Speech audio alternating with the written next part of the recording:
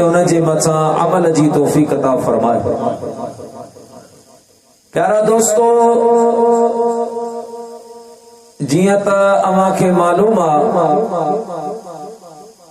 अजो को ही आलीशान प्रोग्राम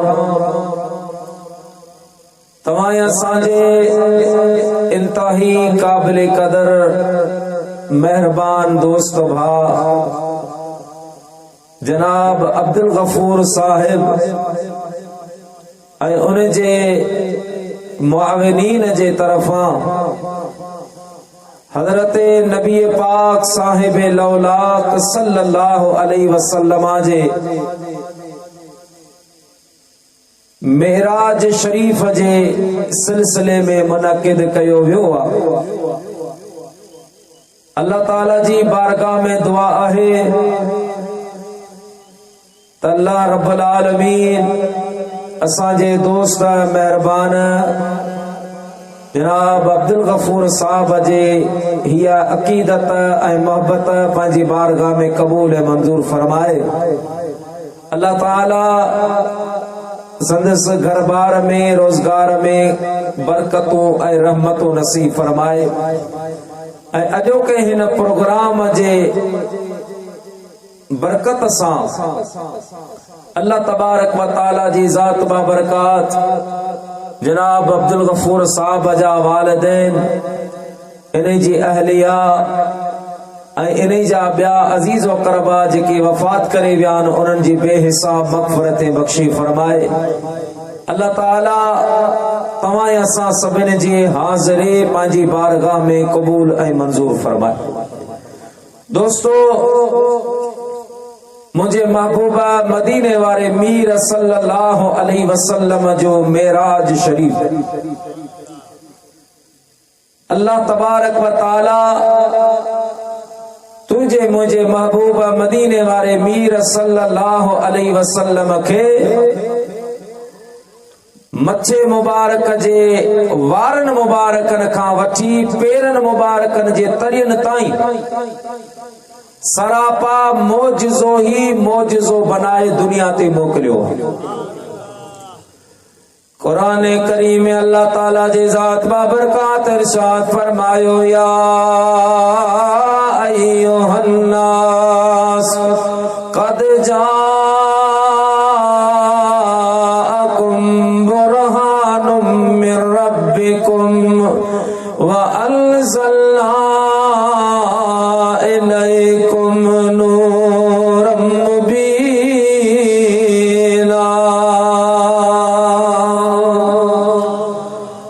अल्लाह ताला जी ज़ात बाबरकात फरमायो, इंसानो बेशक आयो तव्हां वटि मां रब्बुल आलमीन जे तरफा दलील आए दलील व अंज़लना इलैकुम नूरम मुबीना। उन दलील सां गॾु मां रब्बुल आलमीन जी ज़ात बाबरकात अवाडा हिकु रोशन नूर खे नाज़िल कयो आहे। हिन आयत मुबारका में अल्लाह ताला जी ज़ात बाबरकातों जे मुझे प्यारे महबूब करीम के बुरहान सॼो आ। किन आलिम ने लिखियो आ त बुरहान खां मुराद दलील आ। मुझा प्यारा दोस्तो बुजुर्गो, दलील छाजो होंदो आ? दलील दावा जे ला होंदो आ। जेतिरो दलील मज़बूत होंदो आ ओतिरी दावा मज़बूत चवराईंदी आ।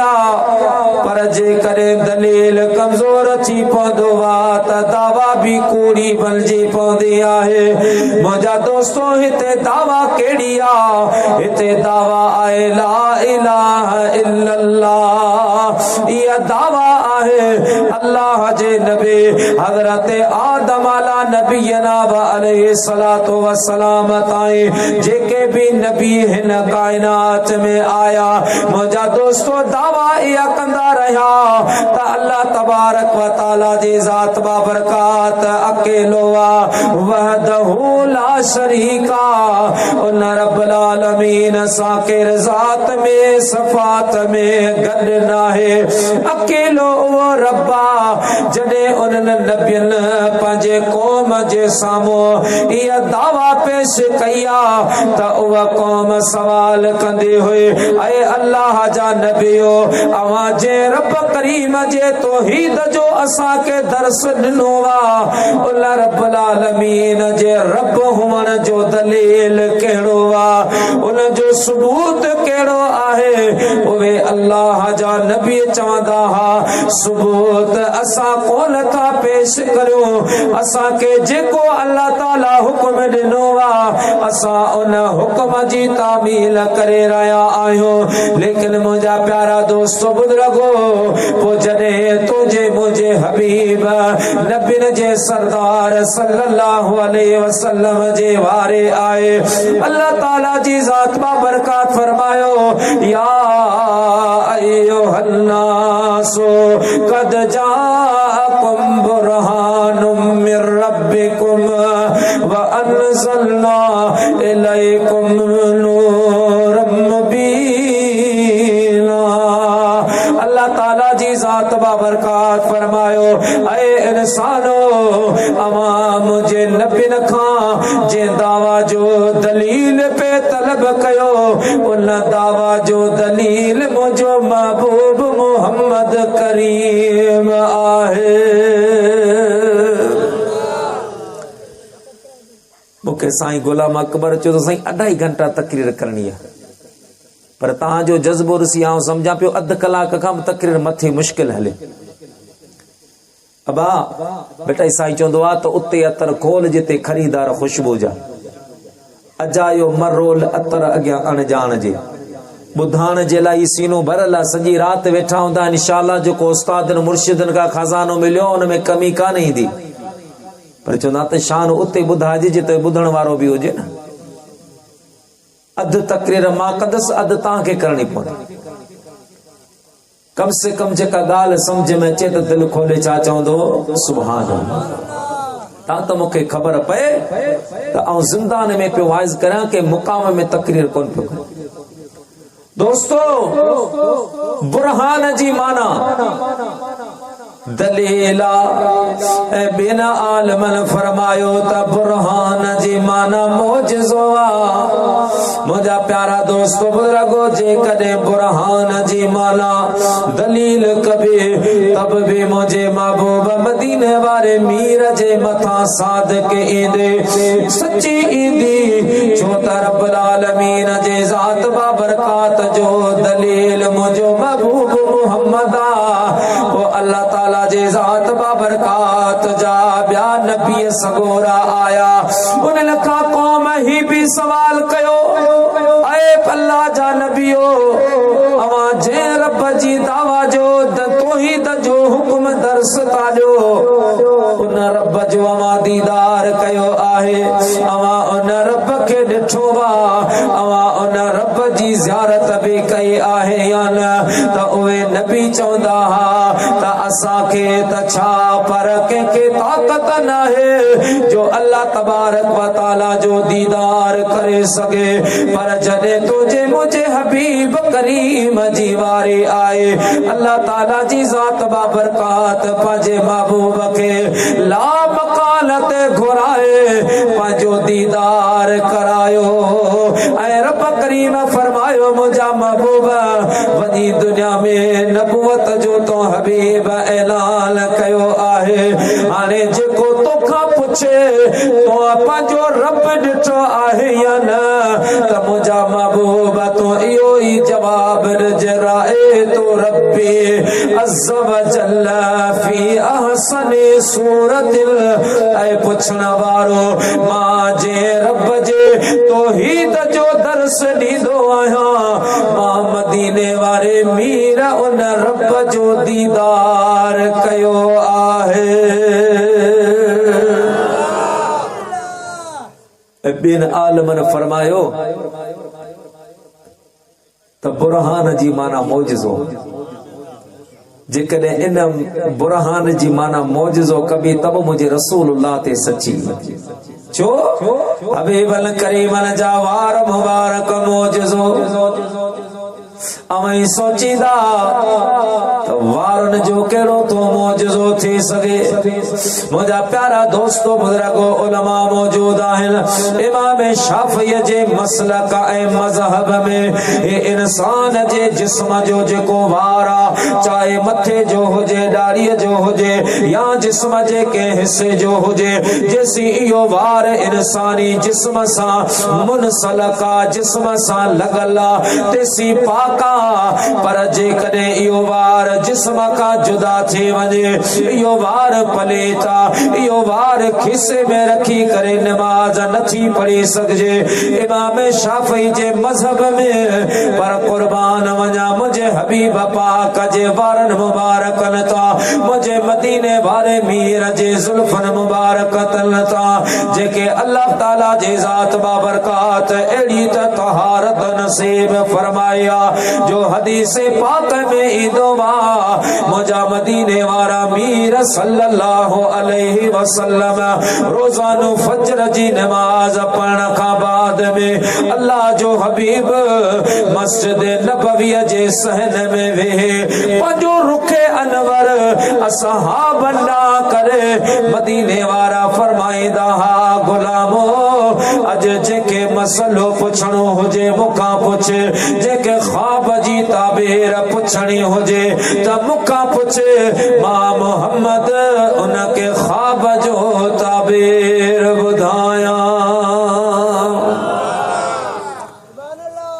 महबूबन जी आदत पो पान करीमन फरमायो जेको फजर जी नमाज पढ़ी पंजी जगह ते वे अल्लाह जो जिक्र करे कुरान पढ़े तस्बीह पढ़े तहमीद करे तहलील पढ़े सिज उभरी मथे अचे जेको बरकातो नफल पढ़ी पंहिंजे घर रवानो थींदो अल्लाह तबारक व तआला उनके मकबूल उम्र जो सवाब अता फरमाए तकरीबन 15-20 मिनट जो वक्त होंदो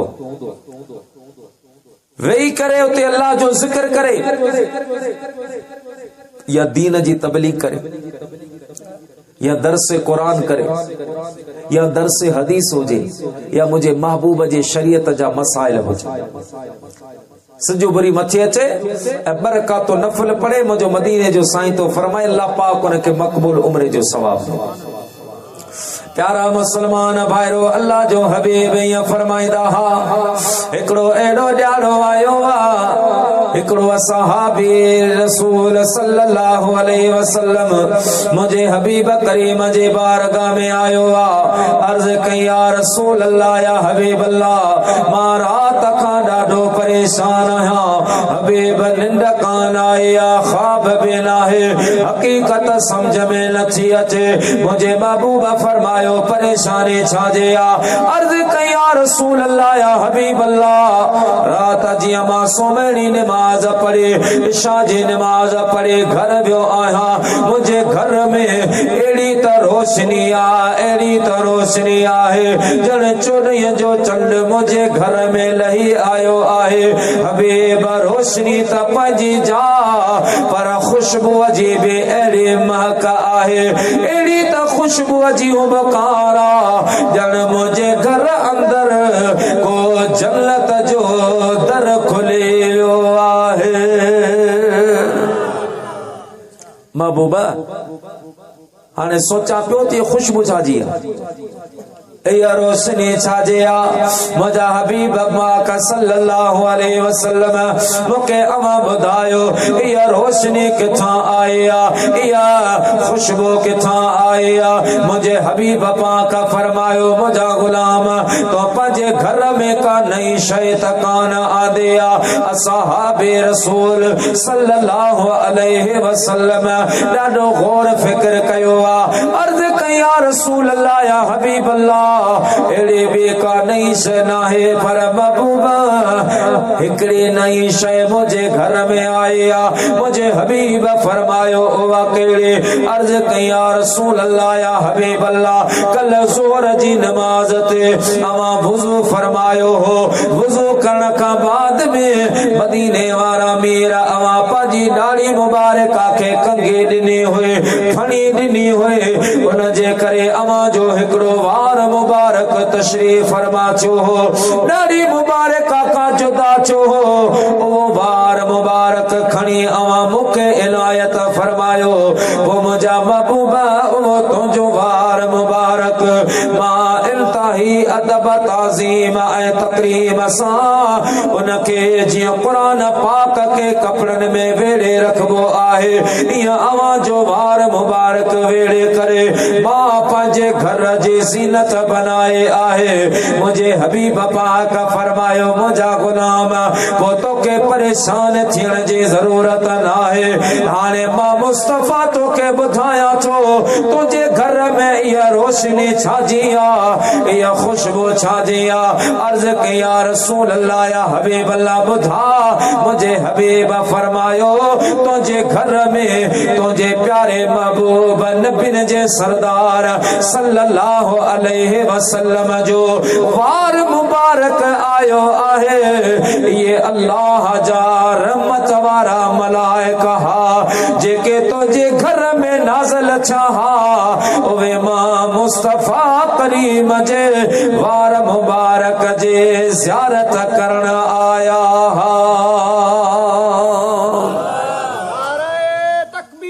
अल्लाहु अकबर या रसूल अल्लाह जिंदाबाद। दोस्तों मुझे महबूब फरमायो तो अल्लाह जा मलाइका जेकी मां मुस्तफा करीम जे वार मुबारक जी ज़ियारत करना है मुझे महबूब जा वार मुबारक जिस्म मुबारक का जिक्र जुदा तिन तभी एड़ा पाक आहिनि जो अल्लाह जा मलाइका उन जी ज़ियारत जे लाइ इस्लाम जो आली शान जरनेला मुझा प्यारा दोस्तों बुजुर्गो हजरत खालिद बिन वलीद हुन जो नालो एड़ो त मुझा प्यारा मुसलमानो हिम्मत वारो आ एड़ो त इस्लाम जो अजीम जंग जुआ जो अज बे अंग्रेज उन जो नालो खां डिजी पौधा आहिनि जंहिंजो नालो हजरत सैयदना खालिद बिन वलीद जंहिंजे लाइ मुझे महबूब करीम फरमायो अल खालिदो सैफुम मिन सुयूफिल्लाह अल्लाह जे हबीब फरमायो त मुझो खालिद बिन वलीद अल्लाह पाक जे तलवारन मां हिकड़ी तलवार आहे हजरत खालिद बिन वलीद जो रिकॉर्ड आहे जंहिं बि जंग में वियो उहा जंग फतह थी कदे भी शिकस्त न मिली हिकड़े मुझा प्यारा दोस्तों बुजुर्गो एड़े भी जंगा जे जंग में हजरत खालिद बिन वलीद काफरन सा मुकाबलो करे रहियो आ काफर साईं के चारों तरफ फिरी आया जंग हले रही आ अचानक हजरत खालिद बिन वलीद जे घोड़े झंप खादो आ जियो जो घोड़े झंप खादो आ हजरत खालिद बिन वलीद जे मथे मुबारक में टोपी पातला वह टोपी वनी जमीन ते किरिया जियो जो टोपी जमीन ते किरिया हजरत खालिद बिन वलीद पांजे घोड़े तां लथो आ तलवार न्याम में विधिया उन काफरन जे घोड़न जे कदमन में हजरत खालिद बिन वलीद दौड़ी रहियो आहे पुठा साथिन सॾ कया खालिद बिन वलीद ही तो छापो करी दुश्मन तैयार बैठो आहे तलवार तो न्याम में विझी छड़िया ओ खालिद पंहिंजी जान जी परवाह कर हजरत खालिद बिन वलीद फरमा लगा दामा जी टोपी किरी पईया वह टोपी मां तलाश करे रहियो आहियां साथी ने चयो खालिदा तोखे खोड़ टोपियूं वठी ॾींदासीं तो पंहिंजे जान जी परवाह कर पर हजरत खालिद बिन वलीद कंहिंजी कान ॿुधिया तलाश कंदो रहियो आ अचानक साईं के टोपी मुबारक मिली आ उहा टोपी मथे में पाए करे वरी पंहिंजी तलवार कढे साईं जो काफरन ते हमलो कयो आ। काफर निस्तो नाबूद थी वया। अल्लाह ताला जी ज़ात बाबरकात मुसलमानन के फतह ॾिनी आहे। टोपी पाए साईं जो अहिड़ो खूनखार हमलो कयो जो कई सव काफर मारे ऐं कई भॼी विया। जंग इस्लाम जी खाते अची फतह थी। असां बि वेठा हा चवण लॻा ख़ालिद पर तोखे छा थी वियो? ही जंग हलंदल में घोड़े तां लही पे दुश्मन मथां बीठा हा। चारों तरफ दुश्मन घेरो हो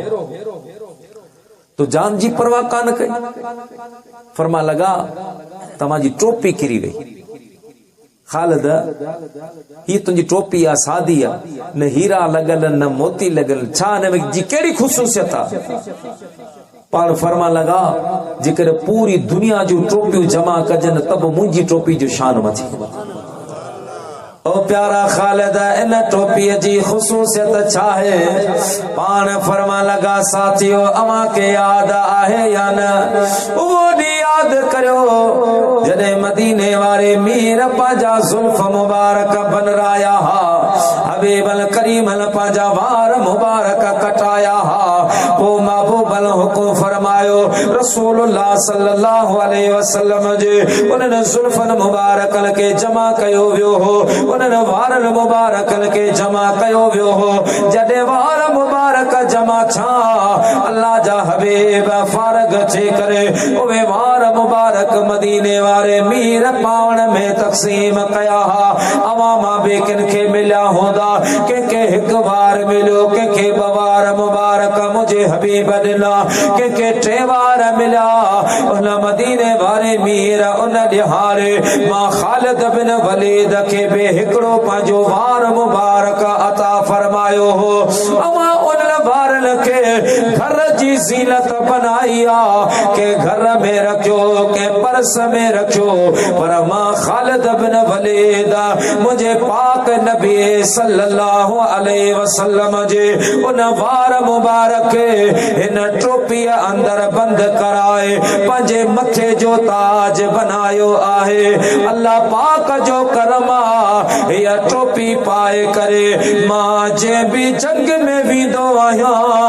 अल्लाह ताला जी ज़ात बाबरकात मूंखे फतह नसीब कंदो आहे। इहो ख़ालिद जो कमाल नाहे मुंहिंजे मुस्तफ़ा करीम जे वार मुबारक जो कमाल आहे।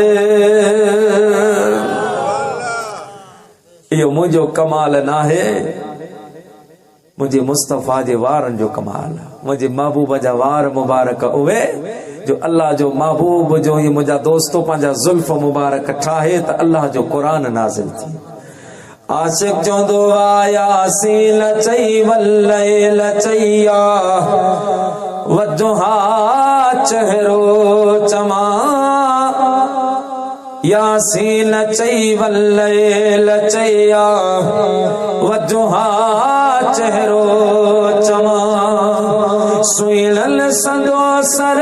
ताज चई सुइणल सदो सर ताज चैया बदरू तुझा चेहरो चमा। यासीन चई वल्लैल चैया वजुहा चेहरो चमा। तुझे चेहरे पाक जा तुझे चेहरे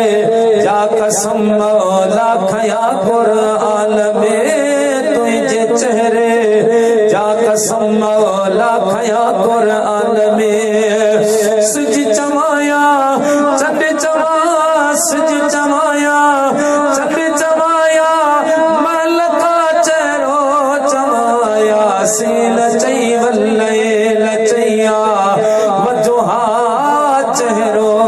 चमा।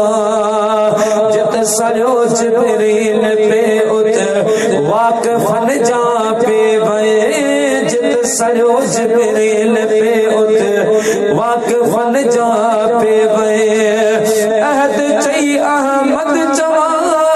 अहद चई अहमद चवाया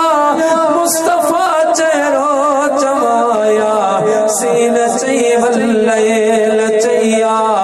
वदुहा चेहरो चवा